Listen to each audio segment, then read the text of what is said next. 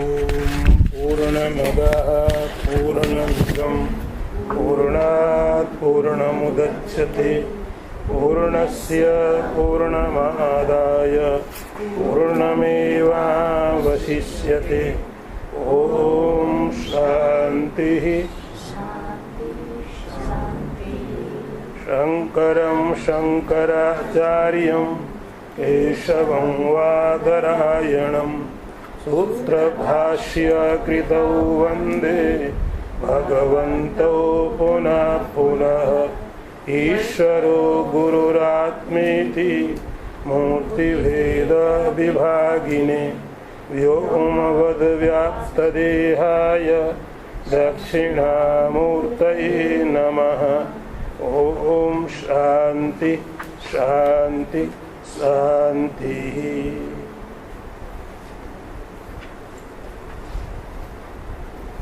आठवां मंत्र निकाले।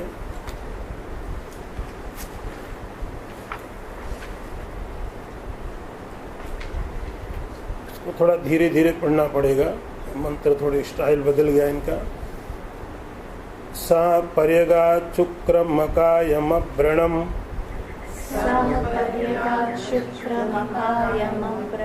अस्नाविरं शुद्धमपापविद्धम्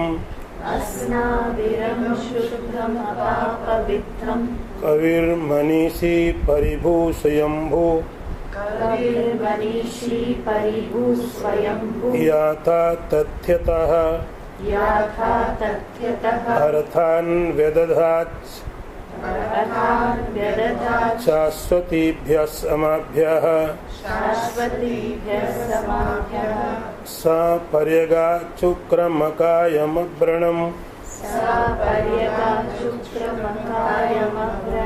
अस्नाविरं शुद्धमपापविद्धम् कविर्मनीषी परिभूषयम्भु याथा तथ्यता अर्थान् व्यदधात् शाश्वतीभ्यः समाभ्यः सा पर्यगा चुक्रमकायमव्रणम् अस्नाविरं शुद्धमपापविद्धम् कविर्मनीषी परिभूषयम्भु याथा तथ्यता अर्थान् व्यदधात् शाश्वतीभ्यः समाभ्यः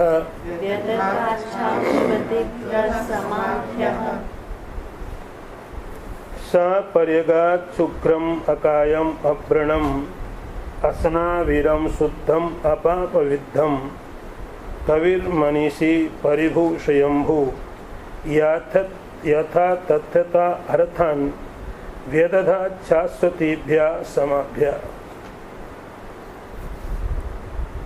सा मन हुआ,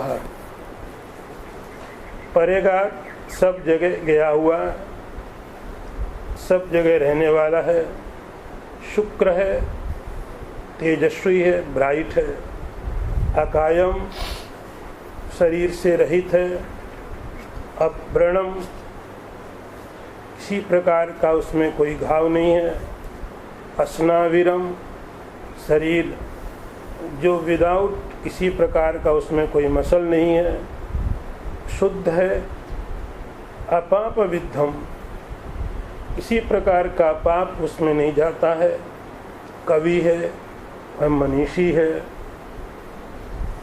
स्वयंभू है, परिभू है,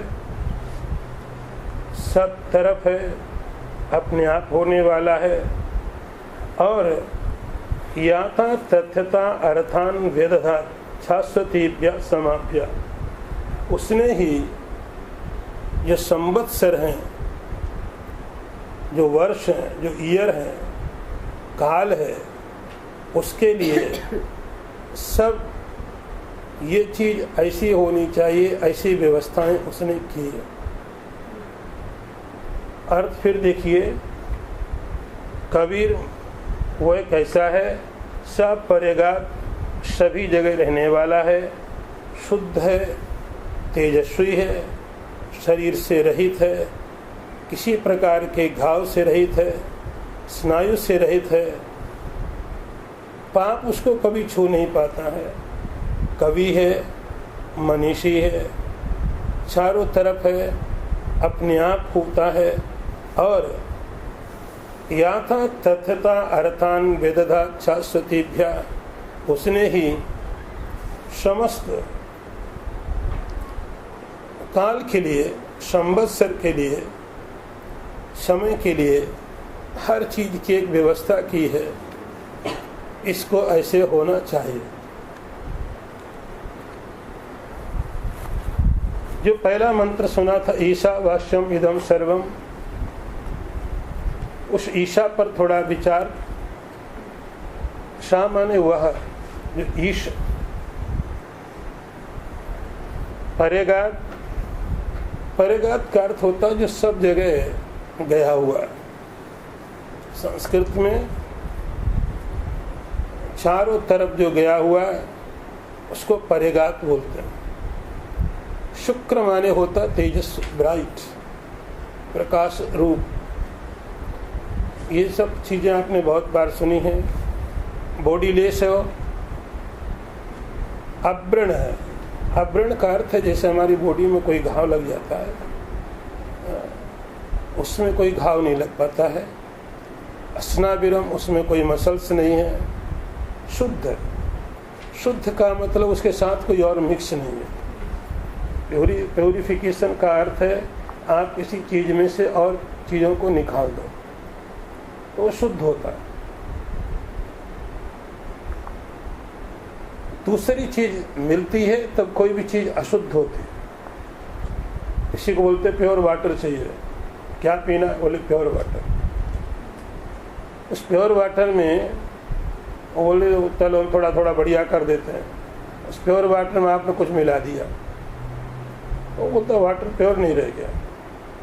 उसकी प्योरिटी यह है उसके साथ कुछ मिक्स मत कर। तो शुद्ध का अर्थ होता है उसके साथ कोई मिक्सअप नहीं है। हमारे साथ सब चीजें मिली हुई हैं, उसके साथ कुछ मिला हुआ नहीं। शुद्धम अपाप अविद्धम, कोई भी पाप, कोई भी दुष्कर्म, कोई भी क्रिया उसको स्पर्श नहीं कर पाती, छू नहीं पाती। कवि है। कवि का अर्थ जो वो नहीं कवि जो आप कवि समझते हो, जो पोयम लिखता है। कवि का अर्थ यहाँ पर है क्रांतदर्शी, जो जिसका विजन क्लियर है। मनीषी, मनीषी का अर्थ होता है जो अपने मन का ईश्वर हो। मनीषी का अर्थ होता है मन, जिसका मन उसकी इच्छा से चलता हो। और परिभु, परिभु का अर्थ होता है सर्वत्र, सब जगह। स्वयंभू का अर्थ होता है जो अपने आप हुआ, उसका कोई कारण नहीं है। ये चीजें उसके बारे में आपने बहुत बार सुनी है। इस मंत्र में एक बात जो खास कहनी थी वो ये है, याथा तथ्यता अर्थान वेदधात शाश्वतीभ्या समाभ्या। बाकी चीजें आपने बहुत बार विचार की हुई है आत्मा के स्वरूप के बारे में। इसमें जो मंत्र में बात की है वो ये है, उसने अर्थान माने फंक्शन, शाश्वतीभ्या समाभ्या, इन वर्षों के लिए, समय के लिए, टाइम के लिए। तो आप टाइम का एक कॉन्सेप्ट लेते हो। उसने चीजें बना दी कि आपको इस समय यहाँ पर ये चीज होनी है। गर्मी आएगी तो गर्मी के समय में ये चीजें हुआ करेगी। सर्दी होगी तो सर्दी में ये चीजें होगी। वर्षा होगी तो वर्षा में ये चीजें होगी। तो आप टाइम का एक कॉन्सेप्ट लेके चलते हो कि टाइम क्या है। तो आप दिन समझो, वीक समझ लो, फिर आप एक महीना समझते हो, और उसके बाद में एक पूरा का पूरा वर्ष होता है। ये जो वर्ष है ये जो एक पूरा का पूरा साइकिल है, ये पूरा तब होता है जब पूरा एक साइकिल बीत जाता है। कुछ चीज़ें दिन में है, कुछ हफ्ता में है, कुछ वीक में है, कुछ महीने में है, लेकिन पूरा एक टाइम का साइकिल है और वो है एक वर्ष। वर्ष व्यतीत हो गया, एक साइकिल पूरा हो गया। तो शाश्वतीभ्य समाभ्या, तो उसने हर एक वर्ष के लिए अर्थों की व्यवस्था कर दी, सब फंक्शन बना दिए कि ये चीज इस समय होगी, सूरज ऐसे निकलेगा, चंद्रमा का ये तरीका होगा, अग्नि का ये। कहने का मतलब यहाँ पर है कि ईशा जो आपने पढ़ा था, ईशा माने एडमिनिस्ट्रेटर ऑफ द यूनिवर्स, तो उसने क्या किया, शाश्वतीभ्य समाभ्या, कि जितने भी पूरे के पूरे आपके फंक्शन हैं, आपके हैं, देवताओं के हैं, सारी की सारी प्रकृति के हैं, उन सबको उसने एक व्यवस्था की, एक मैनेज किया कि ये सब चीज़ें ऐसी होनी चाहिए। और उसी की व्यवस्था में याथा तथ्यता अर्थान वेदधा शाश्वतीभ्य समाभ्या। याथा तथ्य का अर्थ है जो चीज़ें जैसी होनी चाहिए, जो चीज़ें जहाँ होनी चाहिए। कुछ ऐसी चीज़ें हैं जो हिमालय में होगी, उनको वो हाइट चाहिए। कुछ ऐसी चीज़ें हैं जो समुद्र के किनारे होंगे, उनको उस जगह चाहिए। कुछ वो चीज़ें हैं जो इस टाइम में होगी।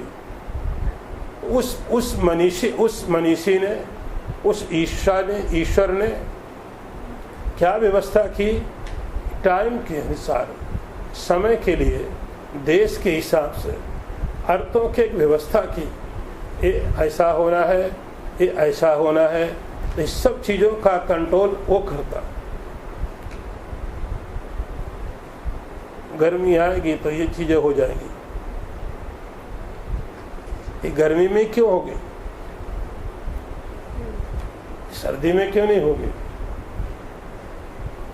सर्दी होगी तो ऐसी चीज़ें हो जाएंगी। ये क्यों ऐसी होगी? हम तो जो ईश्वर में विश्वास नहीं करेंगे, बोले नेचर है। हम लोग विश्वास नेचर के ऊपर करते हैं।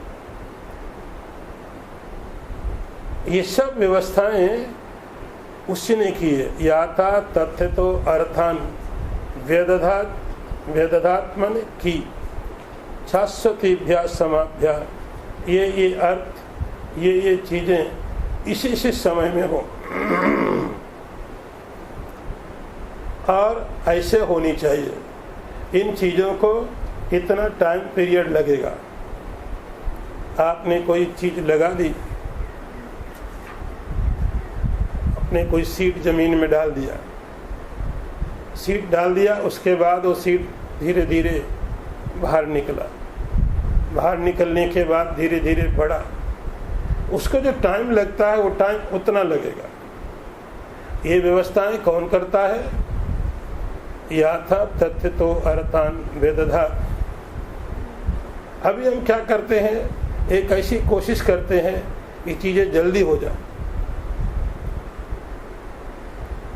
ये चीजें जल्दी हो जाए। अभी ने इंडिया में भी देखा, वो लोग क्या करते हैं, और इतनी छोटी सी लौकी है और आपको उसको इंजेक्शन मारते हैं,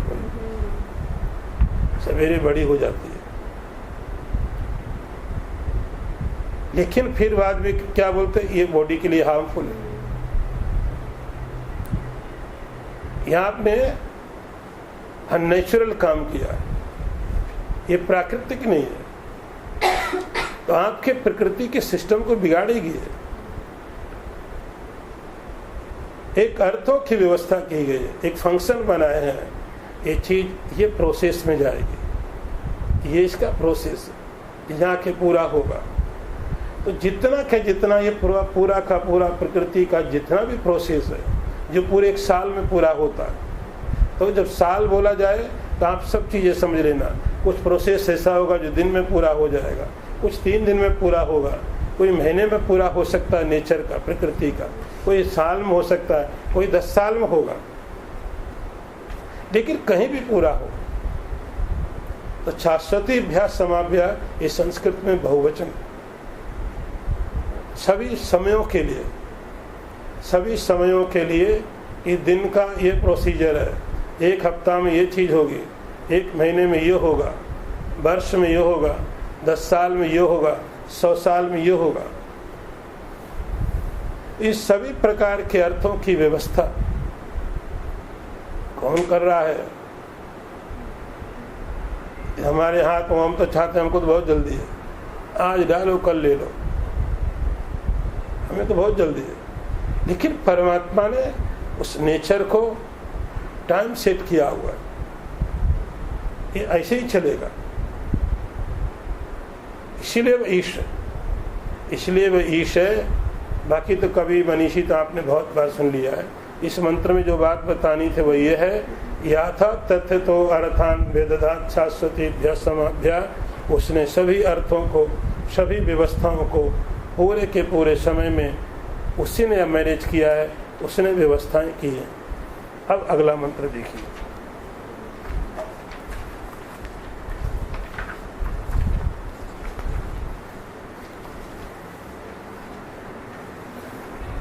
यहाँ से जो कुछ मंत्र हैं, ये उपनिषद के मंत्र बहुत मुश्किल है। जो लोग केवल ट्रांसलेशन पढ़ लेंगे, ऐसे वैसे कर लेंगे, उनके समझ में नहीं आएगा। इसलिए आप थोड़ा इसको ठीक से पढ़ना। अंधम तमा प्रविशन्ति ये अविद्यामुपासते ततो भूय इव ते तमो यायो विद्यायामृतः अंधम तम प्रविशन्ति ये अविद्यामुपासते ततो भूय इव ते तमो यायो विद्यायामृतः अंधम तम प्रविशन्ति ये अविद्यामुपासते ततो भूय इव ते तमो यायो विद्यायामृतः। अंधम तमा प्रविशन्ति ये अविद्याम उपासते ततो भूय इव ते तमो यायो विद्यायामृतः। अर्थ यदि आप मीनिंग देखेंगे, ट्रांसलेशन करेंगे, तो है कि जो अविद्या की उपासना करते हैं,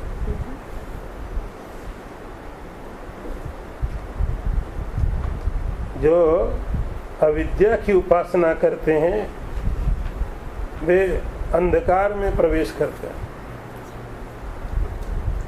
और उनसे भी ज्यादा अंधकार में वे लोग प्रवेश करते हैं जो विद्या की उपासना करते हैं। देखो मीनिंग है, इसमें पढ़ो।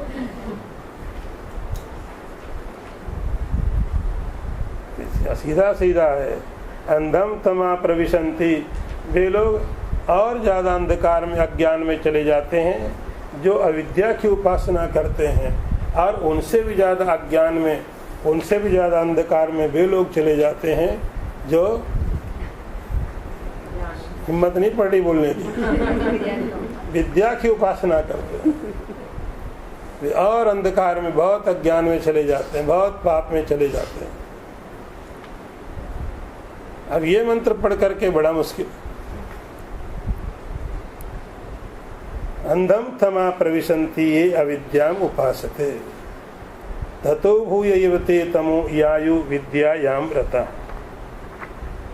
अब इन मंत्रों को समझने के लिए मैंने आपको बोला, ईशावास्य उपनिषद का पहला मंत्र, दूसरा मंत्र आपको हमेशा ध्यान में लेके चलना पड़ेगा। वो आप भूल नहीं सकते। ऐसा नहीं कठोपनिषद का पीछे वाला भूल जाओ, कोई बात नहीं, महाराज कहते हम आगे बढ़ा देंगे। यहाँ आपको पहले वाला मंत्र, दूसरा मंत्र फिर आपको दिमाग में फेस करना पड़ेगा।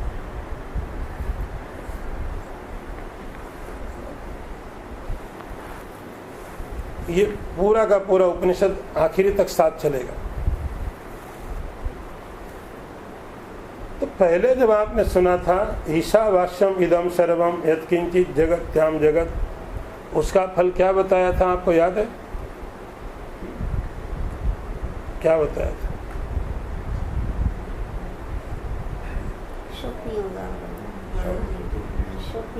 तत्र को मोहा काशो का एकत्व मन पश्यता।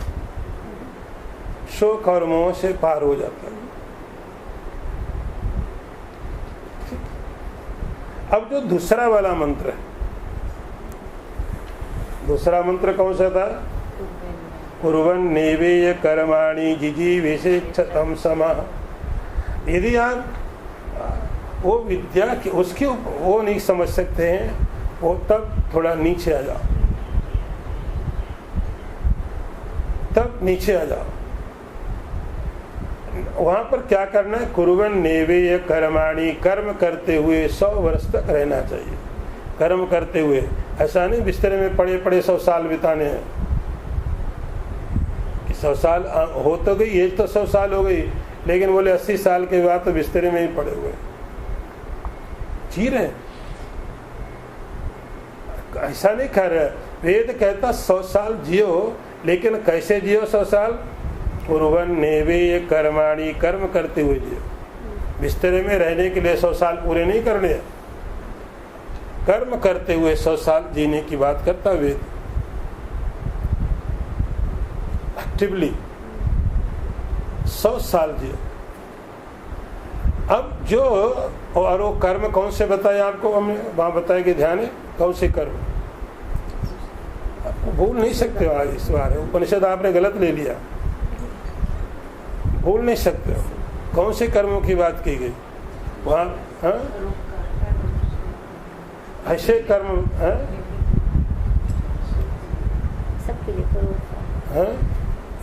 बस एक चीज बोल दो, चैरिटी, सब आ गया, आप उसी में समझ लो। बोले इसी में से आप समझ लो जो समझना। अपनी इच्छा के दूसरों अपने आप को सब में देख के ऐसे कर्म करने हैं। बोले एक चीज बोल दो, चैरिटी का, आप इसी में समझ लो जो भी समझना हो। ऐसे कर्म करने जो कर्म आपके लिए वेद बताता है, जो कर्म आपके लिए वेद बताता है, ये आपको करने चाहिए। वैदिक कर्म, ये कर्म तो हम कर ही रहे हैं, इसको बताने की कोई जरूरत नहीं है कि आपको ये करना चाहिए, वो करना चाहिए, ये तो सब बता ही रहे हैं। तो वहाँ किस कर्म की बात की गई है कि वेद आपको क्या व्यवस्था देता है, वेद किस तरह से आपको व्यवस्था देता है कि आपको ये कर्म करने चाहिए। उन कर्मों की बात की जा रही। कुर्वन् नेवेय कर्माणि, ऐसा नहीं कि भाई हम अपने आप टॉयलेट चले जाते हैं, बाथरूम चले जाते हैं, अपना काम कर रहे हैं, 100 साल जी रहे हैं। उन कर्मों की बात वेद नहीं करता। वो अपना बोले बीमार तो है, लेकिन 90 साल किए जाए, लेकिन अपना काम कर लेते हैं। अपना काम कर लेते का मतलब हुआ कि वो टॉयलेट चले जाते हैं, बाथरूम चले जाते हैं, नहा लेते हैं, ये सब हो गया, खाना खा लेते हैं। वो उन कर्मों की बात नहीं कर रहे हैं यहाँ पर। कुर्वन् नेवेय कर्माणि का अर्थ कर रहे हैं ऐसे कर्म जिन कर्मों को करने के लिए आपको वेद बोलता है ये कर्म आपको करनी चाहिए, क्योंकि आप अपने को मनुष्य मानते हो, आप अपने को मनुष्य मानते हो। नरे लिखा ना उसमें, आपने ये अभिमान किया, आपने ये समझा कि मैं मनुष्य हूं, तो मनुष्य होने के बाद आपके लिए कुछ कर्म वेद निश्चित करता है। ये कर्म करने ही, और उन कर्मों को करते समय करते हुए 100 साल तक जीवित रहने की वेद बात करता है। अब इस मंत्र को समझने के लिए आप थोड़ा और आगे देखिए। वेद में 2 तरह से तरीका बताया गया है, एक कर्म का और दूसरा उपासना का।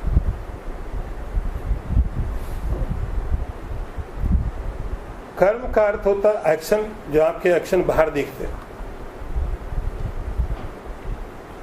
कर्म का अर्थ हुआ एक्शन, जो आपके बाहर दिखते हैं।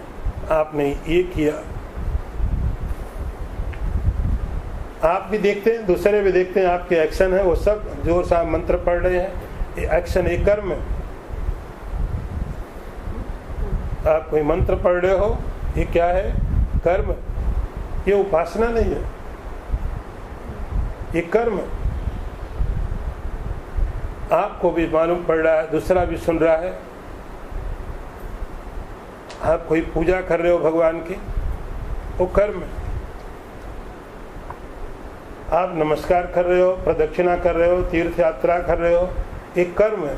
जो कर्म वेद आपको बताता है और बाहर किए जाते हैं, उन कर्मों को वहां पर कर्म बोला जाता है। और उसकी और यदि थोड़ा डीपली हम जाएं तो उसको अग्निहोत्रादि कर्म बोलते हैं। यहाँ आपको ये बोला जाएगा, ये करना चाहिए। सपोज आपको बोला जाएगा स्वाध्यायो अध्येतव्या, आप स्वाध्याय करो। वेद ऐसा बोलता है, स्वाध्यायो अध्येतव्या, स्वाध्याय करो। अब आप पुस्तक उठाओ, ईशावास्य उपनिषद उठाओ, पढ़ो। तो ये सब कर्म है आपका, एक कर्म है। तो एक हुआ एक्शन जो आप करते हो, आपको मालूम पड़ता है और दूसरे को मालूम पड़ता है। वेदों में दूसरा तरीका होता उपासना का। उपासना का तरीका क्या है? या वो भी एक तरह का एक्शन है, लेकिन वो क्या है? Mental action. आपके मन में क्या चल रहा है वो दूसरे को नहीं पता चलता। आपके मन में क्या चलता है वो दूसरे को नहीं पता। आप मन में भी भगवान की पूजा कर सकते हो। कभी शिव मानसिक पूजा पढ़ी आपने? पढ़ी कि करी भी है? तो शिव मानसिक पूजा भी हो सकती है और शिव की बाहर पूजा भी हो सकती है। तो बाहर में आपने भगवान शंकर का शिवलिंग रखा, जल चढ़ाया, फल चढ़ाए, फूल चढ़ाए, ये चढ़ाया, ये एक्शन है। ये आपको करना चाहिए, वेद बताता। लेकिन अब जब आप अंदर में पूजा करते हो, रत्नई कल्पितमासनम, फिर आप जैसे यहाँ पर भगवान के लिए एक सिंहासन तैयार करते हो, सब चीजें तैयार करते हैं, यहाँ से ये लाए, वहां से लाए, फल जल दूध सब चीजें चढ़ाई आपने। ये आपका एक्शन है, ये कर्म है जो आपको करना चाहिए। वेद कहता है ये करो। और दूसरा, जब आप मन में ही उसकी सब चीजें लाते हो, रत्न कल्पितम आसनम, कल्पित आप इमेजिन करते हो। आप अपने मन के द्वारा बैठ गए, शांति से बैठ पाओ तो है, नहीं तो मानसिक पूजा करने गए और सागे सो गए वहां पर। रत्न कल्पित आसनम, भगवान के आसन की कल्पना की। फिर जल चढ़ाया है तो गंगा जल चढ़ा दो। जब मन में आपको इमेजिन करना है तो बढ़िया बढ़िया चीजें चढ़ा सकते हो। ये होता उपासना का कर्म, एक एक्शन जो बाहर आप करते हो, और दूसरा होता है उपासना जो आप मन में करते हो। दोनों ही कर्म है, लेकिन दोनों में फर्क ये होता है, एक बाहर है और दूसरा भीतर। एक को आप भी देखोगे, दूसरे भी देखेंगे आपने ये किया। अंदर आप क्या करते हो आपको पता चलता है, दूसरा नहीं देखता। तो जो मानसिक क्रिया है, मन में जो क्रिया है, वो उपासना होती है। यहां समझने के लिए आपको ये दोनों चीजें समझनी पड़ेंगी, विद्या और अविद्या। विद्या का अर्थ होता है और अविद्या का अर्थ होता है, यहाँ अविद्या का मीनिंग समझना आप कर्म। अविद्या का अर्थ क्या समझेंगे? कर्म। और विद्या का मीनिंग क्या समझेंगे? उपासना। ये मंत्र थोड़े इस उपनिषद में बड़े उलझे हुए हैं, ये तब तक नहीं सुलझेंगे जब तक आप ठीक से पढ़ोगे नहीं। कम से कम 4 मंत्र ही है ऐसे।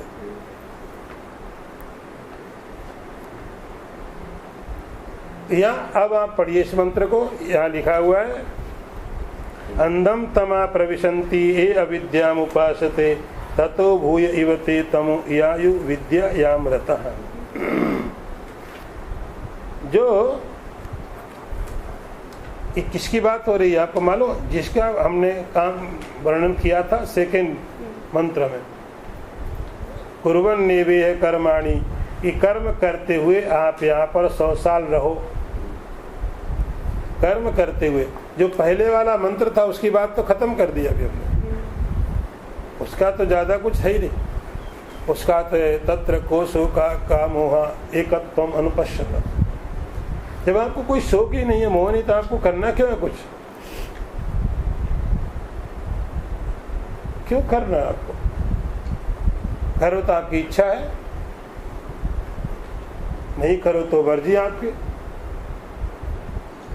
लेकिन जिसको अंदर में ये अहंकार है, ये अंडरस्टैंडिंग है क्या कि मैं मनुष्य हूं, तो जब ये अंदर में विचार है मैं मनुष्य हूं, उनके लिए वेद कहता है कि तुम ये कर्म करो।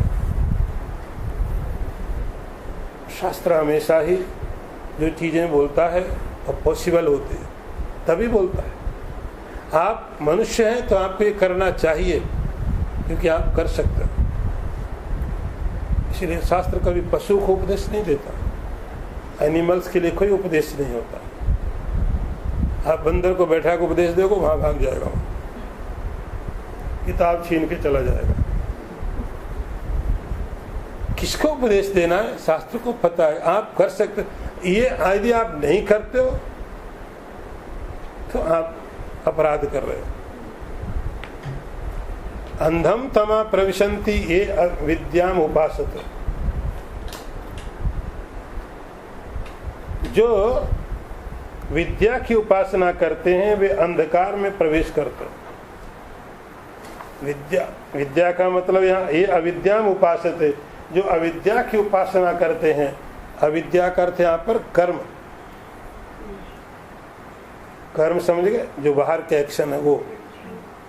और किन एक्शनों की बात कर रहे हैं आप? फिर ध्यान देना, जो वेद में लिखे उनकी बात कर रहे हैं, आपके डेली रूटीन की बात नहीं कर रहे हैं।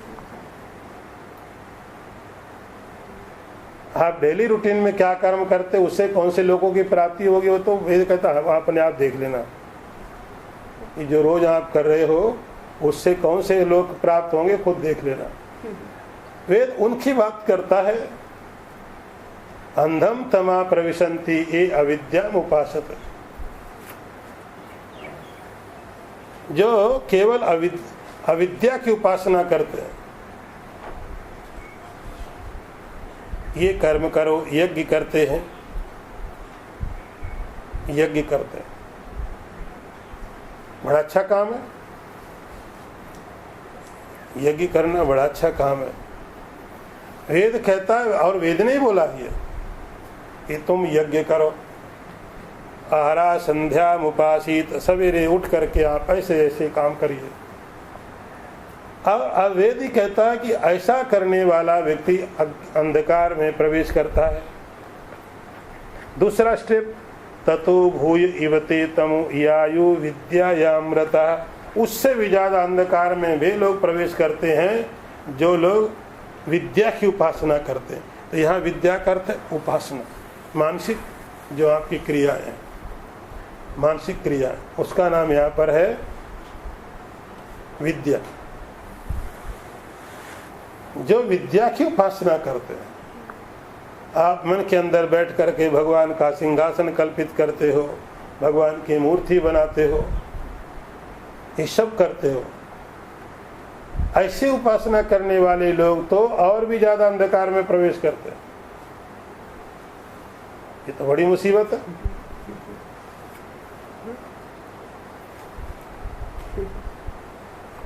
ये तो और मुसीबत का काम हो गया। अंधम तमा प्रविशन्ति यायु विद्यायामृता ततो भूयेव ते तमो या विद्यायामृता। उससे भी ज्यादा अंधकार में वे लोग, अंधकार का अर्थ है ऐसे लोगों की प्राप्ति होती है उनको। ये सब करने के बाद अग्निहोत्र किया, वेदों ने जिन यज्ञों का विधान किया वो किया। वेदों ने बोला आप कर सकते हो तो जाओ, इष्टापूर्त कर्म बोलकर आप जाओ कहीं जंगल में एक तालाब बनवा दो, उसमें पानी भर जाएगा, वो उसके बाद उस पानी को पीने के लिए बहुत सारे जीव आएंगे, वो पानी पिएंगे, आपको बड़ा पुण्य प्राप्त होगा। आपने तालाब बना दिया, वर्षा का पानी भर गया, स्टोर हो गया, अब बहुत सारे जीव पशु पक्षी आएंगे, आके पानी पिएंगे, उनके प्राणों की रक्षा होगी, तुम्हें बड़ा पुण्य मिलेगा, बहुत पुण्य मिलेगा। उन पशुओं की पक्षियों के प्राणों की आपने रक्षा की, इष्टापूर्त कर्म बोलते हैं। तो वेद कहता है ऐसे कर्मों को करना चाहिए, केवल यज्ञ वेद नहीं बोलता है, इष्टापूर्त है कि इस प्रकार से आपने बना दिया। पुराने समय में लोग यात्रा करते थे, जंगल की यात्राएं होती थी,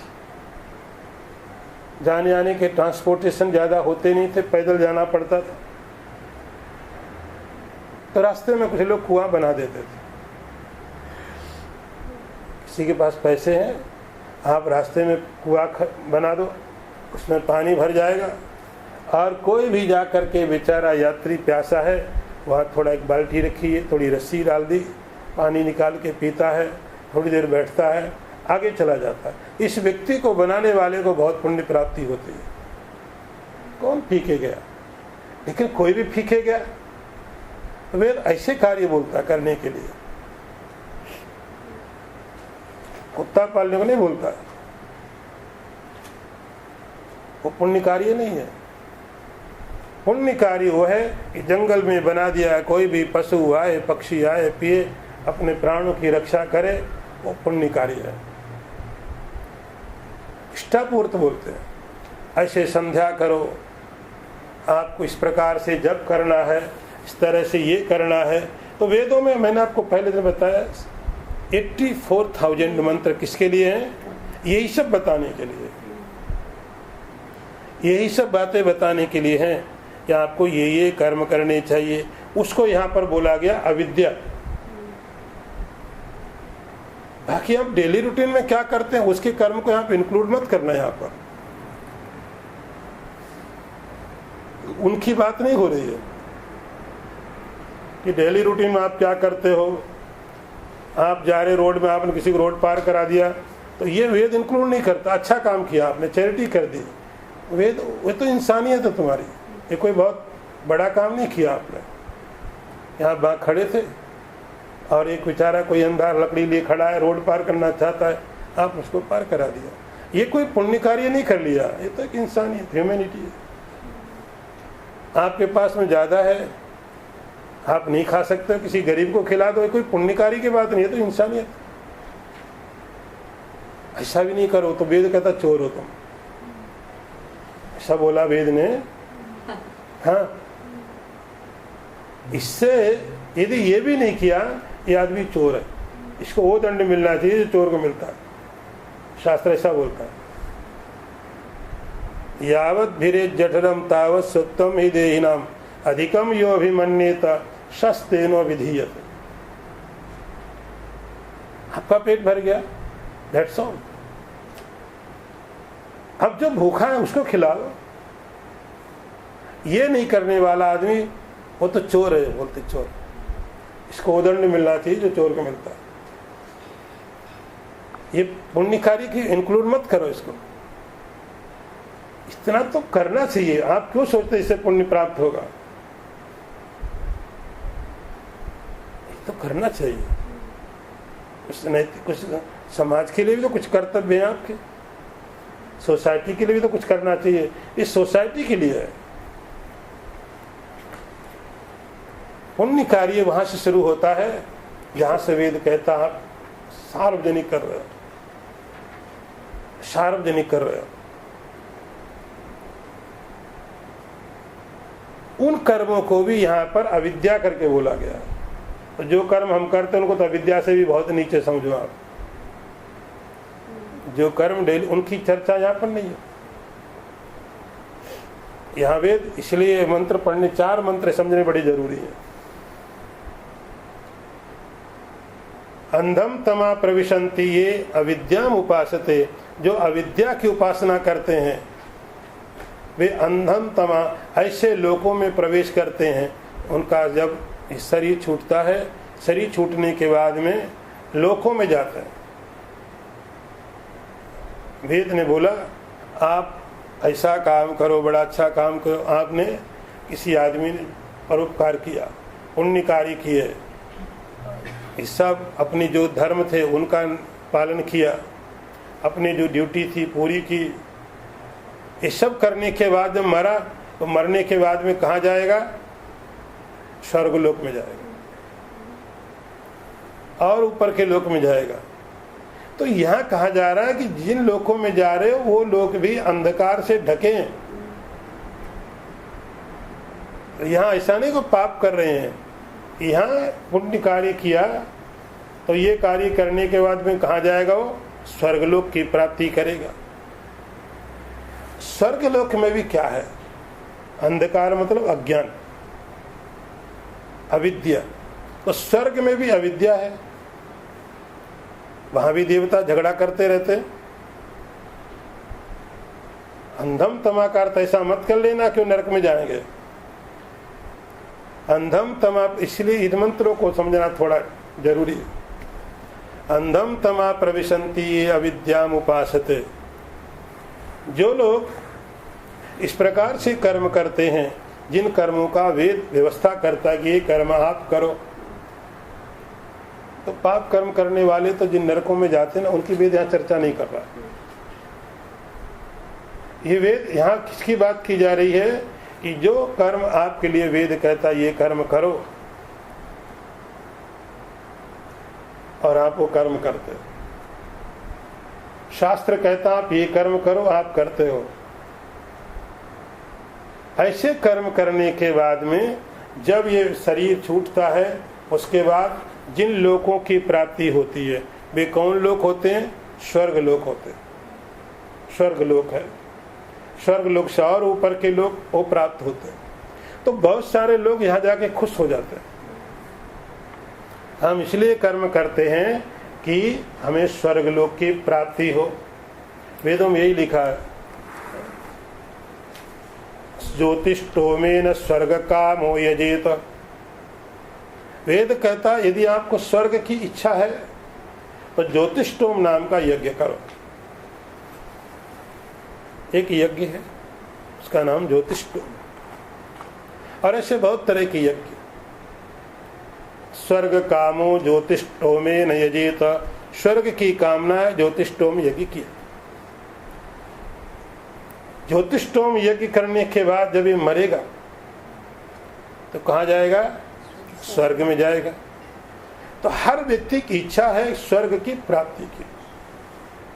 तो आप संसार में यदि छोटे मोटे जो भी अच्छे काम करते हो उनका फल भी स्वर्ग प्राप्ति तक हो सकता,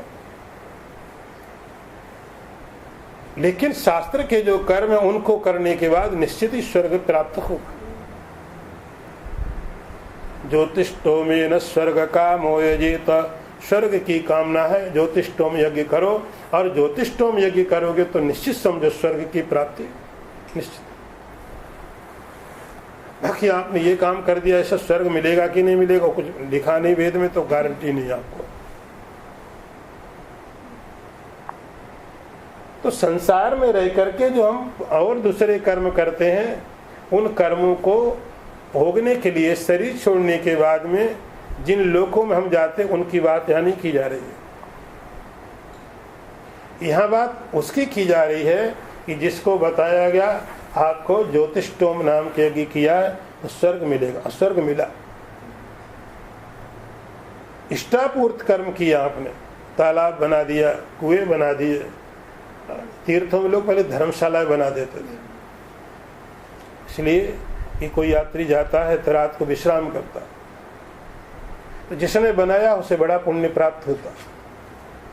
कौन यात्री आया, रात को विश्राम किया, तीर्थ में रुका, भगवान की सेवा पूजा प्रार्थना किया, निकल लिया। तो इस बनाने वाले को बहुत पुण्य की प्राप्ति होती थी। इष्टापूर्त कर्म है, करने वाले को निश्चित स्वर्ग प्राप्त होगा। तो स्वर्ग प्राप्त करके लोग बहुत खुश हैं, हम बड़े प्रसन्न, स्वर्ग प्राप्त हो गया। अच्छा, अब स्वर्ग प्राप्त हो गया तो उसके बाद क्या होगा?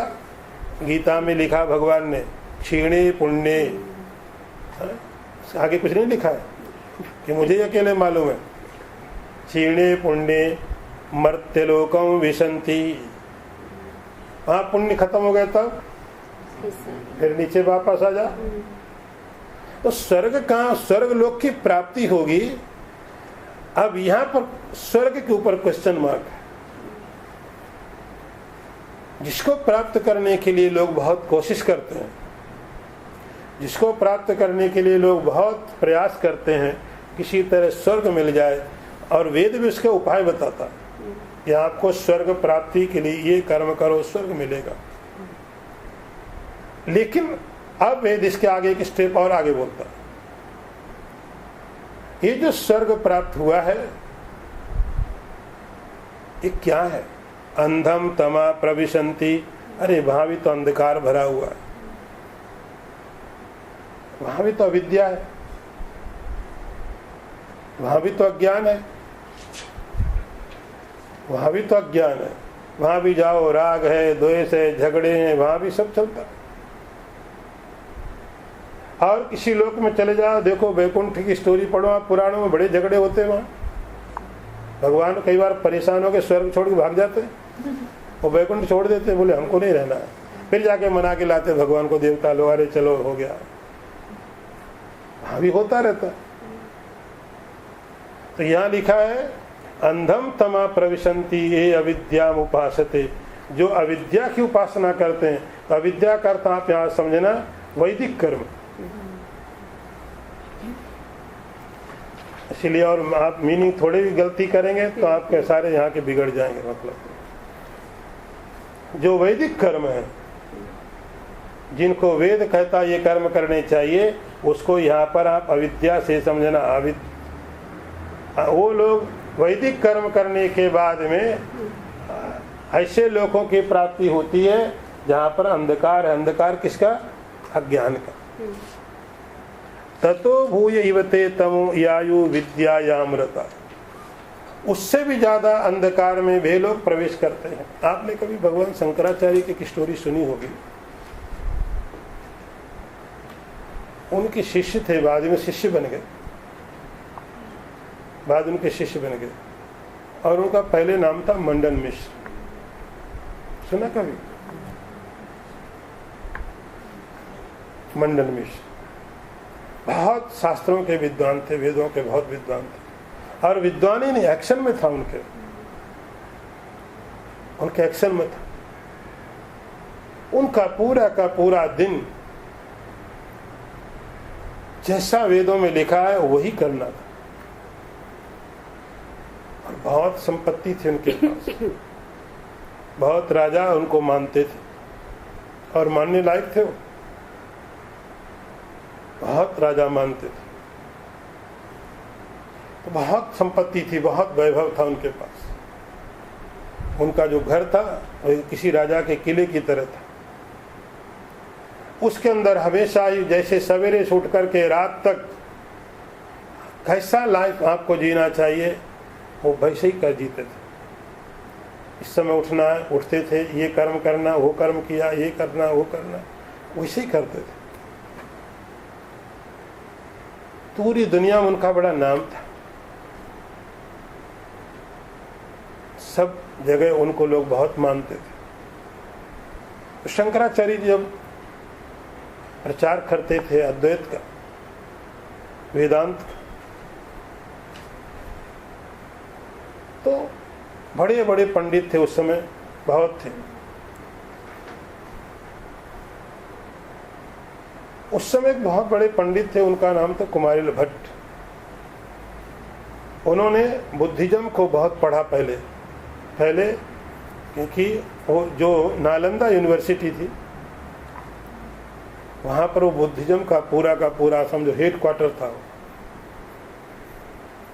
वहां जाकर उन्होंने पहले पढ़ा। आप किसी चीज को पहले समझो तब ना आप उसको बोल सकते गलत। उन्होंने जाके वहां पढ़ा, पूरा बुद्धिज्म पढ़ा। पढ़ने के बाद जब उन्होंने पूरा पढ़ लिया तब जिनसे पढ़ा उनको अपने गुरु को चैलेंज किया कि तुम्हारी फिलोसफी गलत है। फिर उनका शास्त्रार्थ हुआ। शास्त्रार्थ हुआ तो उन्होंने गुरु को हरा दिया। बहुत विद्वान थे, क्योंकि उन्होंने बोला बुद्धिज्म में ये गलतियां हैं।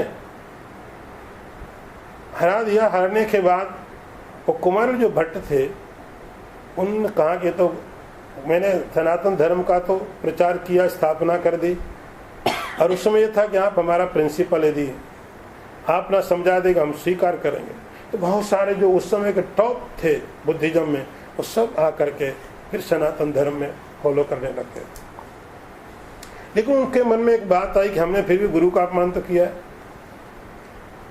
जिससे पढ़ा हमने विद्या ली, उनका अनादर तो हुआ, तो मुझे प्रायश्चित करना चाहिए। तो प्रायश्चित के लिए क्या करना चाहिए?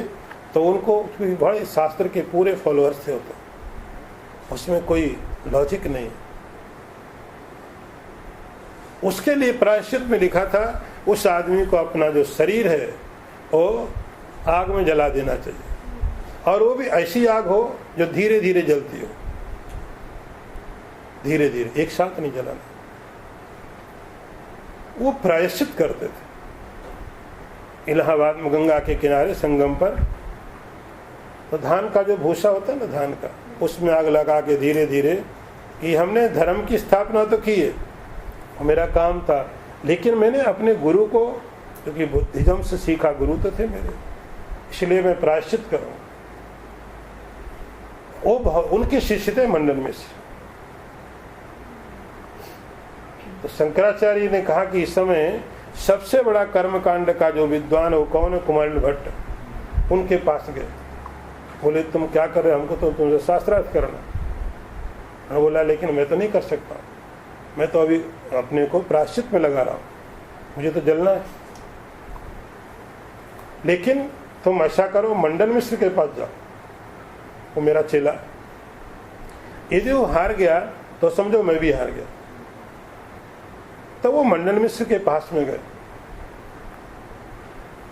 पूरा का पूरा जैसा वेद में लिखा कर्मकांड, जैसे रिचुअल्स लिखे, पूरा फॉलो करता, 100%, कोई समझौता नहीं। तो वैदिक जो कर्म होते हैं उनको वैसे किया। चारों तरफ बहुत बड़ा उनका महल है, सब चीजें हो रही है, और उन्होंने बोल रखा था कि जरा ध्यान रखना कि कभी भी ये जो वेदांत वाला कोई अंदर नहीं आने चाहिए। तो सिक्योरिटी बहुत थी। शंकराचार्य जाने लगे, नहीं जाने दिया।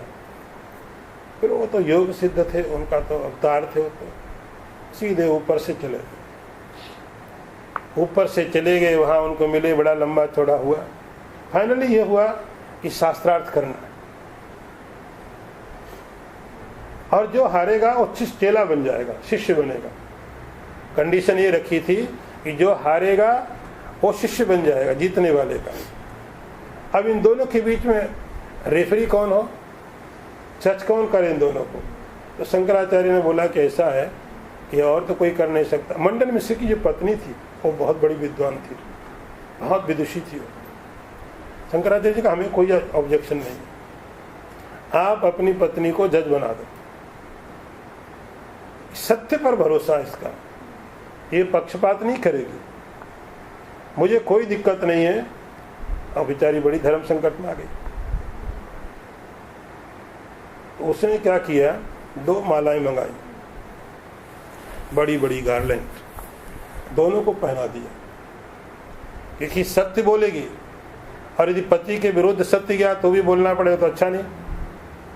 सत्य नहीं बोले तो मुसीबत। 2 मालाएं पहना दी, एक शंकराचार्य जी, एक मंडन की, जिसकी माला पहले मुरझा जाएगी वो हार जाएगा। शास्त्रार्थ हुआ, बड़ा लंबा चलता रहा। फिर मंडन मिश्र हार गए। हार गए, उनके शिष्य बन गए शंकराचार्य जी के। उनका नाम सुरेश्वराचार्य पड़ गया। क्यों हराया? इसलिए हराया, अंधम तमा प्रविशंति ये अविद्याम उपासते। मंडन मिश्र केवल अविद्या की उपासना करता था, केवल बाहर के रिचुअल्स करता था।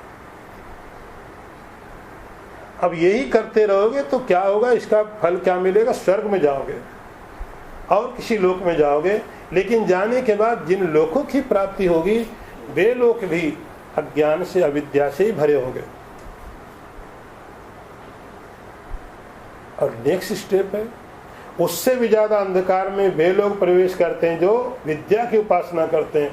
विद्या का अर्थ उपासना, मेंटल एक्शन, दोनों फर्क समझ लेना आप। एक तो बाहर का है, वेद कहता है, एक अंदर का बोलता है। वेद में अंदर के बारे में बताया गया, अंदर की क्रियाएं हैं। कई तरह की विद्याएं हैं, प्राण विद्या है, दहर विद्या है, अंग्रह उपासना है। वो सब उपासना एक तो आप करते हो, अब आप कैसे करते हो तो पता नहीं, लेकिन वेद में लिखा आपको कैसे करना चाहिए, आपके मेंटल एक्शन कैसे होना चाहिए जो आपको ईश्वर के नजदीक लेके जाएंगे, जो आपको ईश्वर के नजदीक लेके जाएंगे। तो वेद उस क्रियाओं को, उन उपासनाओं को बताता, इस तरह से करना चाहिए। तो बहुत उपासनाएं हैं वेदों में, बहुत। उसके कितने मंत्र बताए थे आपको? हाँ? हाँ? 84 तो कितने 12,000 4,000 उपनिषद के हुए तो 84 हो गए, तो 84 कुछ गड़बड़ नहीं हो रहा है? 16,000। ये 4,000 को मानते ही नहीं कोई। चार तो निकालने, 4 निकालने तो कितने बच गए? 16, 16। मैं तो थोड़ा ठीक करो। अच्छा, उस 16 में से 4 आएंगे। हाँ, तो 84,000 जो मंत्र हैं वो आपको बाहर का एक्शन कैसे करना ये बताएंगे, और जो 16,000 मंत्र हैं वो ये बताएंगे आपको मानसिक एक्शन कैसे करने, अंदर की क्रिया कैसे करनी। आप मन के हिसाब से करने लगे तो मन तो जो अच्छी अच्छी चीजें वही बोलेगा, जो मन को आराम वाली है, जो हमको अच्छा लगा हम वो करेंगे। अब डायबिटीज का पेशेंट बोलेगा हमको क्या अच्छा लगता है, रसगुल्ला अच्छा लगता है, खाओगे तो क्या होगा? ये थोड़ी डायबिटीज होगी तो रसगुल्ला कड़वा लगने लगता है, लेकिन नहीं खा सकते हो। तो मानसिक जो क्रियाएं हैं, जो मेंटल एक्शन है, उसके लिए भी वेद 16,000 मंत्रों में बताता आपको इस तरह करना चाहिए। उसको यह लिखा है विद्या की उपासना। ततो भूयते तमो ये विद्यायाम रता, जो विद्या की उपासना करते हैं वो तो उससे भी ज्यादा और अंधकार में जाते। जो एक तो वो लोग बाहर की क्रियाएं करने वाले लोग हैं, वो तो मरने के बाद में अंधकार में लोकों में, स्वर्ग आदि लोकों में जाते जहां अज्ञान भरा हुआ है। और जो विद्या की उपासना करते, जो मानसिक क्रिया करते, उससे ज्यादा श्रेष्ठ है ये, लेकिन वो तो और ज्यादा अंधकार में जाते हैं। वो कैसे जाते हैं आपको आज नहीं बताएंगे। ओम पूर्णमदः पूर्णमिदं पूर्णात् पूर्णमुदच्यते पूर्णस्य पूर्णमादाय पूर्णमेवावशिष्यते। ओम शांति। शंकरं शंकराचार्यं केशवं वादरायणं सूत्रभाष्य कृतौ वन्दे भगवन्तौ पुनः पुनः। ईश्वरो गुरुरात्मेति मूर्तिभेद विभागिने व्योमवद्व्याप्तदेहाय दक्षिणामूर्तये नमः। ओम शांति शांति शांति।